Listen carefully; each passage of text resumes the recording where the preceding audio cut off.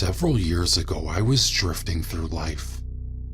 I had no job, no home, no goals, and no responsibilities.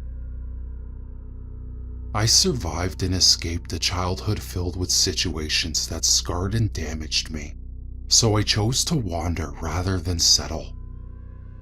I smoked pot and popped pills, tried meth, cocaine, and ecstasy. I wanted chemical happiness because I knew what to expect and I could control how I was about to feel based on my drug of choice. It was a sketchy existence, I'll admit, but it was that or suicide. Terrible things happened to me, but since I put myself in those situations, I really didn't dwell on it. It was during this time I met a man named Sam. Sam was short, about 5'4", with long greasy brown hair. He had a beard that almost concealed his scar on his left lip, a small nose, and piercing eyes so dark brown that they looked black. He was ripped too, not an ounce of fat on him. Small but strong, and he left you feeling uncomfortable when you met him. He seemed harmless in a serial killer in the making kind of way. You knew something was seriously wrong inside of his head, but also that he wasn't yet so far gone that your life was in danger today. He lived in a shitty little house that was always picked up neatly, but was so unsanitary, you were afraid to pee in the toilet. Sam and I used to sit in his dark living room, out in the sticks, smoking weed and talking. I have a somewhat disturbing sense of humor, which served me well when I later joined the military and became an upstanding citizen. But I do have a dark side, same as many. My mind is bent from a lifetime of severe abuse. Having someone to talk to about the more perverse pieces of me felt freeing. Unfortunately, I didn't realize how much further down that road he was going to travel. I'm no fool. I knew he had a thing for me. I'm not conceited, but I'm also not falsely humble or naive. I know what I look like, and Sam had let me know in no uncertain terms that if I would just give a chance, he would worship me, give me every dark thing my heart desired. To be honest, it was a repulsive thought to me. He had weed and a place for me to crash, so I rejected him gently. A lot of our conversations were about death and dying, how we would teach lessons to those that deserved it. He joked about how to get away with murder and how he would do it. Dishonorably discharged from the Marines, he described in detail how you would have to lie in wait for your victim, for days sometimes. How to live off the land, what plants and berries you could eat while stalking them, to learn their habits and routines. How he would enter their home and how he would hunt them down. How he would kill them in horrific ways. My angry and broken soul drank it in, darkly pleased that someone understood how I felt about the stepfather that molested me. We laughed when he said he would take the head, because everybody has seen the movies, and if you don't take the head, they'll come after you. It was fucked up, I know, but it was just shit talking, or so I thought. Time went by, and I got my head on a bit straighter. I had a job in a house I was renting out in the country. I worked odd hours, so I would get home around midnight and get to bed around 5. One night I was watching TV, something mundane, and suddenly caught something out the corner of my eye move past the window.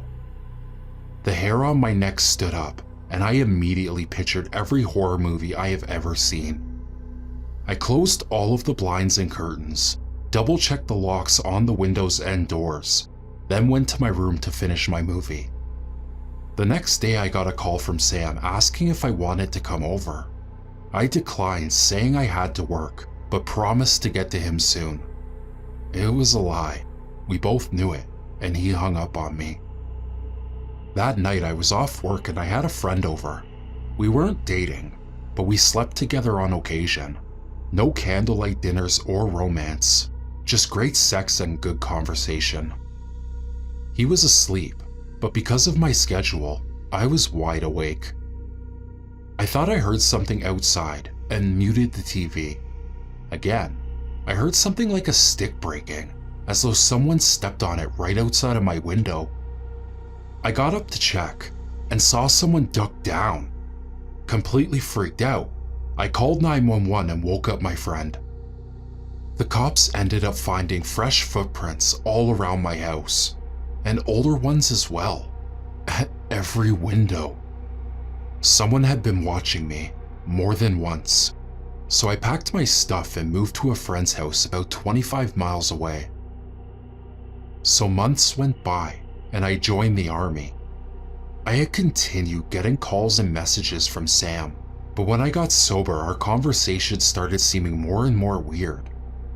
He just kept closing in on me and wouldn't take no for an answer. For the first time, I started feeling unsafe around him. After basic and AIT, I pushed out to South Korea. I was enjoying my life and slowly trying to overcome my past.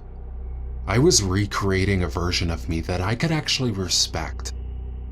I spent a year there and absolutely loved it. I met my husband there. About midway through the tour, I received a phone call from my mom. She was asking about Sam and what type of person he was. Sam? I asked. He's weird, but whatever. Why do you ask? Because he's been coming around the past couple of weeks. He came on to me. My mom sounded so shocked and confused. To be honest, so was I. I cautioned her to get him gone, not to have anything to do with him, so she agreed. A week later, she calls back saying someone broke into her house and took a bunch of stuff from my room. Despite everything, I never thought it was Sam. Yes, he was weird as fuck, but he wasn't the type to do anything like that. Hindsight is really 20/20, and now I see all the red flags I ignored then.